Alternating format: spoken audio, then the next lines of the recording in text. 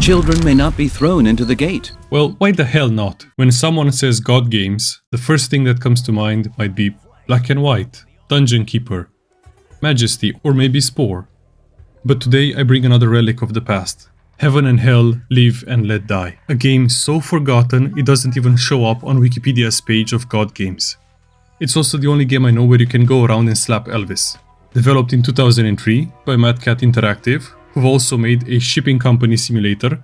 Yes, they're German. How did you know? The digital version of the 1998 hit board game of the year, Elfenland, a mini-game promoting the upcoming Settlers 4, and of course, God Game RTS, a collection of 9 beloved card games. Step aside, Balatro. I'm spending my nights playing Doppelkopf with the boys. But back to Heaven and Hell. Well, this is a God game. Is it a good game as well? Let's find out. Good versus evil. It's the oldest fight in the book. And in the context of this game, that book is the Old Testament. In the time of stone tablets and burning bushes, when God just wanted to flood everything because people were having too much fun, we have a game where, playing as either God or the devil, we attempt to convert the population to our fate. We command prophets to perform miracles and do our bidding, and when needed, we take matters into our own hands. But it's fine. The game has a light-hearted take on Armageddon, the biblical flood, and turning people into mana. Still, don't tell your grandma you're converting villages for the devil. But before we can play anything, you have to get this thing working. It took a bit of fiddling, but after hunting down a patch, the game finally started. It also changed my 2K monitor's resolution to 1280p, and while the game is running in a box, it stretched itself to fill the whole screen. I have no idea why it does this when my recording is a square, but at least I don't need any widescreen fixes because there aren't any to find. And if you're trying to change the resolution in the game files, the main menu image disappears and the game crashes when you start any mission. So let me just stretch that for you as well. Cutscenes will also not work properly, the old issue with dot being format we encountered when I played Breed, but at least we can skip them with escape and watch them from the game files. For any of this to make any sense, we have to start with the gameplay. Every map and every mission has a varying number of villages inhabited by easily impressed people that will change their fate if persuaded correctly. Using prophets, we cast miracles to shift their belief system before handing out pamphlets to convert them. Every villager has a bar on top of their heads, indicating their devotion to one side or the other. We first soften them up with a few rainbows or visions of angel warriors to push the needle over the threshold. Otherwise, the conversion won't work. Once they turn to our side, they'll go back to their homes and transform them to represent their allegiance. And we can then use their fate to generate mana. Mana is the all-important and singular resource we need to be concerned with. Any action you want to take, like recruiting prophets, casting miracles, upgrading houses, or using god powers, is going to come at a usually steep mana cost. The only thing you can do for free is move your prophets and slap Elvis. The game also has a day and night cycle that affects gameplay, since the forces of good are stronger in the day and evil thrives in the darkness. Casting anything with a mana cost is more expensive if you're not in your preferred time of day, and with a 1.3 multiplier penalty, you'll want to plan out your upgrades accordingly. Our followers' homes can be converted to be either mana power plants or loyalty buildings. Each building has 3 tiers, and the upgrade cost increases with each level, but so does the efficiency. At level 1, a power plant will make 1 mana per second, level 2 is 4.5, and level 3 is 10.5. Just imagine Jesus bursting into your house and telling you, you need to turn your living room into a nuclear power plant, I need more power. Loyalty buildings are used to move the resting faith level of the entire village. Push it far enough and you'll have fanatics in no time. Marked with either a halo or horns, these zealots are so dedicated to you that they'll stone any enemy prophets, making this the ideal way of defending your towns from outside conversion. And you only need 4 maxed out loyalty buildings to achieve this. The opposition also does the same, so you'll have to employ different methods when trying to convert villages with fanatics. Sending gifts, infiltrating a spy, or just straight up beating people will make them rethink their current fate. This is where your prophets shine. There are 7 in total, each with a specific role, and the only differences between factions is cosmetic. They range from the basic baptism one that allows you to convert people to generals leading bands of soldiers, monument builders, traders and spies capable of stealing mana and influencing elections in our favor. We'll talk more about each of them in the good campaign as they're introduced one by one.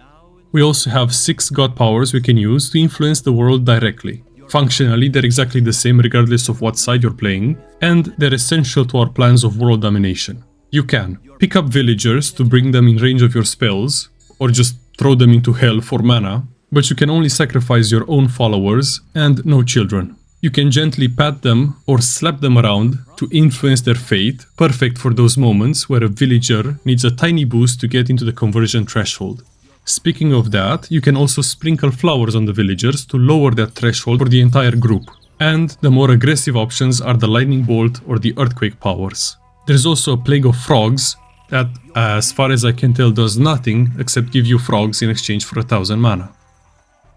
The enemy god doesn't have a hand in the game, so you'll never see him pick up any people or cast any of the powers I mentioned. Good for me since I won't catch any lightning bolts, but it would have added to the fun of the game. All of this makes the game quite repetitive, to be honest. Go to a village, sprinkle some miracles and convert them. Rinse and repeat with the next one. While they have some interesting elements, especially with the prophet combinations, it doesn't have any room for interesting strategies, making the game feel shallow in the end. Side-scrolling or using the arrow keys doesn't give you a smooth experience, but holding down right-click and dragging the map does. But you'll have to enable the option from the settings. It was also hard to get used to a left-click to select, left-click to command control scheme, since we're so used to right-click to command these days.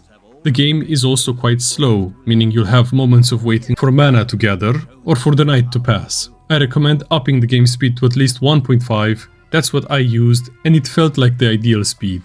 The environment is still pleasant to look at despite its age. This came out at a time where games started adopting 3D graphics, but that's only the units here. The ground itself is more boring since it's always going to be sand. Usually by this point I'll show you a list of all the tile sets and gush over the variations, but here it's just sand. Except for the villages you'll have to convert, maps are completely barren. Some areas might have some grass or a hill, a few palm trees here and there, but nothing too crazy. The few maps with rivers or seas are a nice change of scenery, and it looks quite decent as long as you don't put any textures in front of the animated water. Besides the water glitch, there are occasional artifacts, like white lines where 2 sections of the map join together, or the grass getting cut off as it mixes with the barren land. Houses are baked-in 2D graphics that change depending on loyalty. Good ones look well kept, there's a lush green grass surrounding them, and they have nice happy bright colors. The mana plants are pink tents, and the loyalty buildings are fun things like ice cream shops, theaters, showers, bakeries, a stage for Elvis to play on, and the Volkswagen Peace Van. I like seeing the villagers change professions based on their new occupation, but there's also a single building texture that's broken. If you upgrade this small tent to a mana plant, it's only this type of tent and only for the good side, and you can mitigate this by just making it a loyalty building. On the other side, the evil buildings look run down and spiky. Mana plants are evil black tents with spooky red lights. Loyalty buildings range from gyms, tattoo shops, gambling dens, bars, brothels, devil statue makers, to dominatrix-ran BDSM dungeons. All the good stuff. This game was published by CDV and Joe Wood, even though they don't advertise that in their list of games. So it makes sense now why all the models feel so Neighbours from Hell, released just 2 years later. They have the same clay puppet look, speak the same gibberish, and you have the same slapstick humor. The HUD is simple and easy to understand. Big old mana counter in the middle, minimap on the left, divine powers on the right. All the buttons are big and easy to see, and all of the prophet abilities have tooltips with explanations and the mana cost right next to them. The factions have different colors, the portals to heaven and hell have their own little animations, and the good hand of God is replaced with a demonic red one when playing evil. There is no fog of war, so you'll be able to see the whole map. Building upgrades are public information, and the position of heroes is marked on the map at all times, regardless of faction. So there aren't any hidden gotcha moments to surprise you. The god powers and miracles sound cool, but sadly all of the sounds in this game stack. So do the clubs when you're beating someone. If you convert a whole village at once, you'll be rewarded with an ear-piercing sound. Ah, that's the sound of efficiency. Same deal when you're upgrading many buildings at once. Makes me feel like I'm in hell, but only when playing heaven, because the evil guys have a different jingle and it's not that annoying. The soundtrack is nothing to write home about. It serves as a backdrop to your adventures and nothing more. Not sure if the game wants me to sacrifice an ancestral sound card or not, but there's a buzzing noise you can definitely hear, especially in the main menu.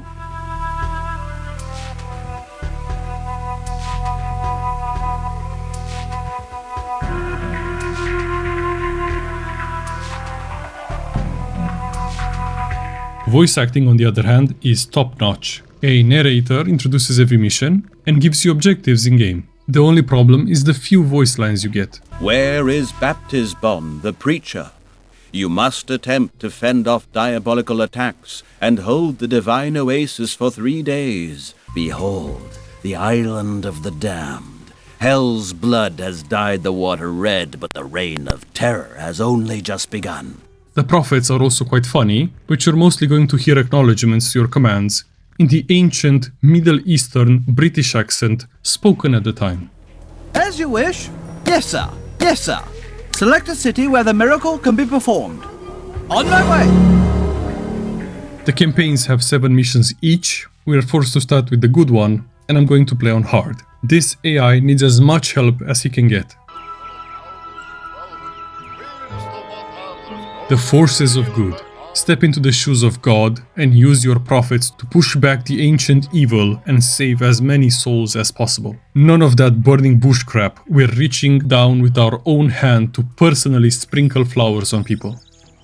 The first mission is like a second tutorial where you can learn the basics of the game in a relaxed setting. We use our divine power to turn a random dude chilling in the forest into an old man for no reason. Baptisbon is our most important prophet. Aside from casting Rainbow and the Archangel, he's the one doing all the conversions in our name. The game also wants to show you all the god powers early, starting with the lightning bolt, to strike these tapeworms blocking our path. On top of the mountain we'll find the 10 commandments, teaching our fledgling prophet how to cast miracles. Oh, do shut up. To shoo the hellhounds defending the village. Impress the villagers, put your public speaking training to use, and you'll convert the village in no time. And in order to reach the next village, we'll need our second hero. Camelbon has, well, a bunch of camels. He can create paths between villages, and if needed, send caravans with gifts to shift their loyalty. For the final one, we're going to need our third prophet, Beat Up Obon, the warrior. He's able to recruit villagers as fighters, and this is the only way to kill enemy prophets outside our towns, and we can also beat up people senseless until they forget their fate. Next up is an exodus from the desert to, yep, another desert. We have to secure a village before night falls. An easy task, and we make sure to have enough fanatics to defend us. The enemy will send attacks each night to kill our prophets and convert our villagers. The enemy Beat Up Mael is also having a great time playing rock music to inspire his people. Too bad they get pelted with stones and die quickly. Once we get the second village, we have enough mana to do whatever we want. The final objective is to convert the northeastern town, ignoring the 2 evil camps. We make a run for it, and the enemy spawns more generals to ambush us. We'll live with a sliver of life, but that's enough to kill them since they're focusing on the villagers instead of my prophets. They also cast a fire demon in the middle of my sermon, pushing everyone out of the conversion range. Damn it! We must take on the evil city of Somora. The enemy doesn't have any prophets, nor does he attack in any way, so we're free to convert and build up. I get distracted by women with exaggerated proportions and recruit our next prophet, Constructabon, that weird uncle who can fix anything in your house. We use him to erect an amusement park, and together with Camelbon we can carve a path to the city, bringing villagers to have fun at the Illuminati brainwashing machine. Regardless of how evil they are, people still queue in an orderly fashion. These guys really are the ancient Brits. Taking the city is a piece of cake now. Without any resistance, we can smash the devil statue and convert the inhabitants. Or I could, if they'd stay in town instead of going to the amusement park while I'm trying to have a speech. Our Baptisbon is stuck on a nearby island after he tried to convert the local sheep to our faith. We have to wait for the water to drain, and until then, defend our single village against the enemy attacks. Strangely, the night and the attacks never come, unless you train the next prophet, Antibon. So you have plenty of time to max out the whole village for mana and loyalty, while recruiting more warriors. Antibon can work together with the other prophets to undo some of the enemy miracles. He can rip out roads and amusement buildings, and if we click the broom icon, he activates a lifesteal effect to heal up our guy. This is buggy as hell, since the effect will persist after the enemy is dead, and it's going to haunt me for the rest of the mission. Just look at it. So we have to deal with the attack, and once the morning comes, we can send our prophet to the other villages to convert them. This one has fanatics, but not too many loyalty buildings, so we use Camel Bond to make a road and send a caravan of gifts to shift things in our favor. A few Christmas presents later, we can convert this no problem. I tried doing the same thing to the middle village, but the camels had no effect since they already had prostitutes and weren't desperate enough. Constructabon can make an amusement park, but they just won't get in to have fun and they destroy it. The only way to win is to recruit our own 007 spy, Clandibon, the master of stealth, who can turn into a bush and infiltrate the town to push our own propaganda. Next mission has us defending the Tree of Knowledge. There's a man watering the desert for some reason, and the enemy is constantly sending waves of prophets to siege us, from warriors and cheap tricksters that use mirror images to confuse us to the evil counterpart of our spy. We need to make sure each village is locked down with enough loyalty so they can defend themselves, and I swear I have to constantly tickle this bush to break the camouflage so my people can stone him. There's a woman twerking in the next village to celebrate the enemy's destruction, and we can now mop up the stragglers. Constructabon and Antibon can team up to smite the last gambling den and erect our own buildings. Once the Garden of Eden is rebuilt with phallic towers, we've won. We unlock the last prophet, Boss Obon, who looks a bit like Fat Moses to be honest, but he's got some story-specific abilities we're going to need for the next mission. We must take the villages from our side of the water since the river blocks us from passing. I take an early village, and by the time I move on to the next, evil snuck in and captured half of it. This placed me in a stalemate that lasted 2 days and 2 nights, where we both spammed miracles to keep the villagers from reaching any extreme. After getting all the villagers on the outskirts, I couldn't figure out why the middle ones were impossible to break. I tried the spy, camel caravans with gifts, and a good beating, but nothing would budge their loyalty. Turns out, all I needed to do was take out the 2 devil statues protecting them. Once this side of the river is mine, I can make a large enough army and direct my own buildings to clear the way forward. 60k mana is a steep price, but we can watch Boss Obon in action, as he can convert the entire town in one swing. It does need to charge a bit. They could have killed him twice while casting this.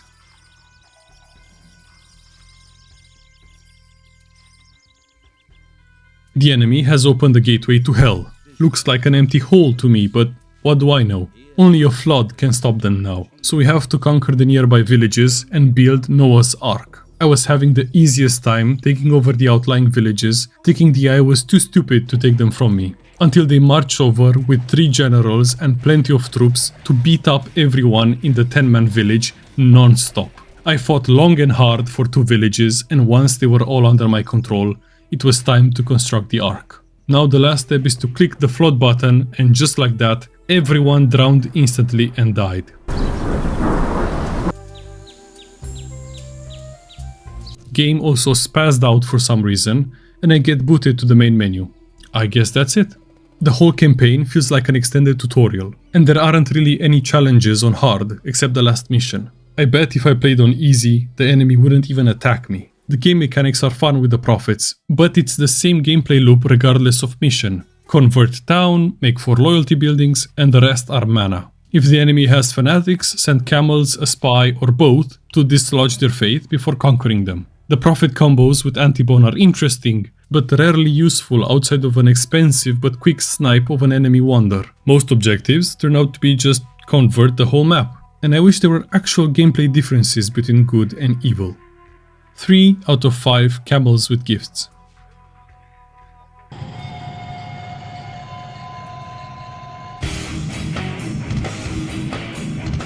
And now for the malefic side of things. They thought they could kill us with the flood, but you know the old saying, evil We'll always find a way. This is my favorite faction to play, only because you can grab people like they're hamsters.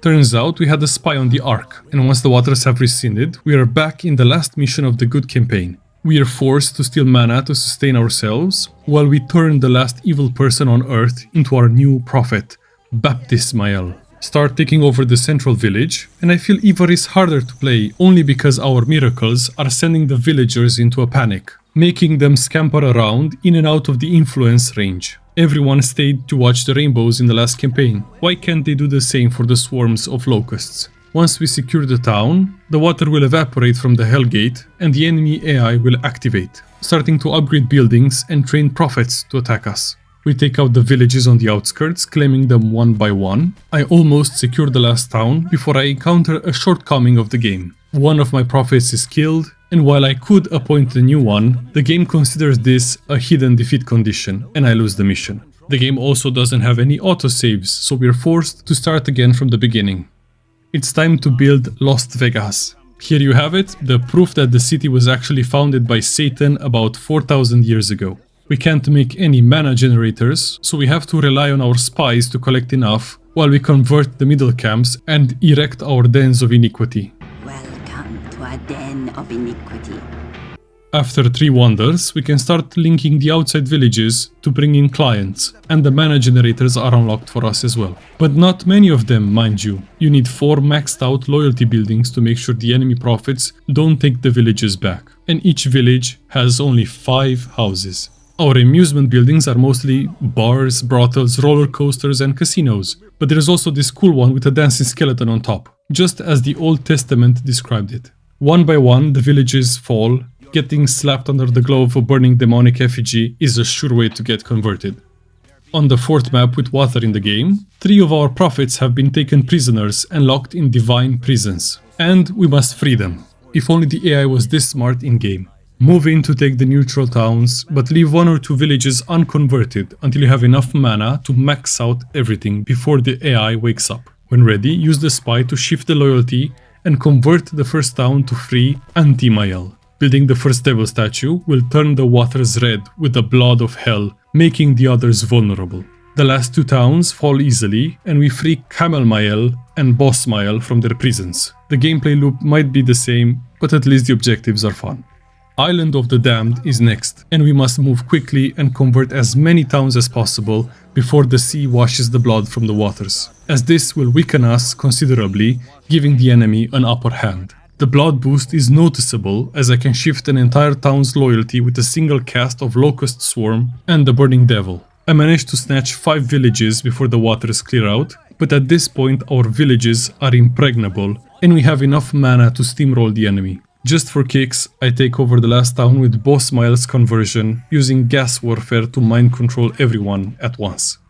Actual Gomorrah is the site of our battle with the forces of godliness. They've prepared the counterattack, and their general is immortal as long as the Illuminati tower remains intact. But he also just stands in the middle of the map singing. It's quite easy to move around him if needed, and we start with 3 villages, plenty to upgrade and fortify before taking on the next 4 towns. Once our followers stone their wonder and the invisibility wears off, we can send in our own army to deal with the general and win. God is salty he lost the battle and he's trying to drown us again. Time to build the Tower of Babel and wait out the flood from a high place. For the first time, the mission actually puts a bit of pressure on us, as the enemy wins if he gets to 66 followers or has enough mana to start the deluge. The tower is 25k, so we have to start converting as soon as possible. I make some great progress, but while trying to take over the top left village, I noticed there were 2 villagers I couldn't pick up. They'd snap right back to their original positions and the game crashed. First time for everything, I guess. No problem, I restart, moving faster this time to secure all the villages on the western side of the map. There aren't any bugged villagers I can see, and it crashed again. No!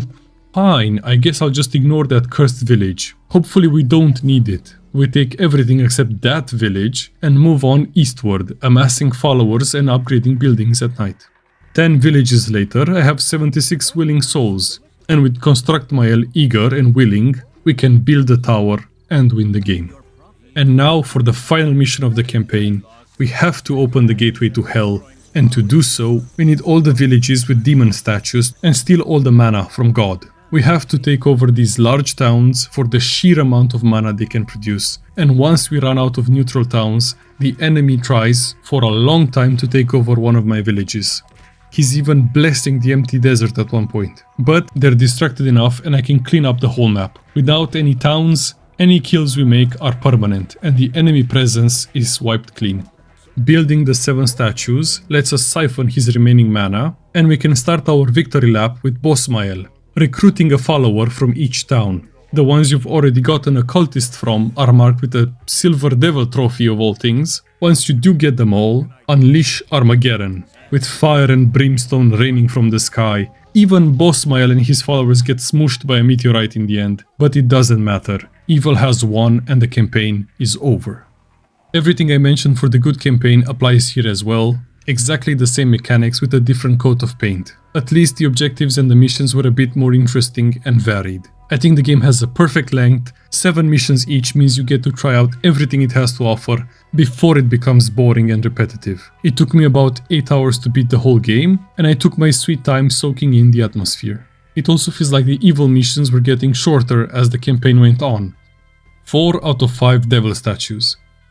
When it comes to multiplayer, the box says it supports up to 8 players. I spent around 2 hours trying to get this to work, and many networking programs later I could not see my friends and they could not join my game no matter what. The game also has basically no online presence besides someone doing a full playthrough on YouTube, a barren Wikipedia page with a single sentence, and some abandonware pages. For most games you'd find a Discord community or some ancient forum with solutions, but nothing here. If anyone manages to play a multiplayer game, I would love to know how you did it.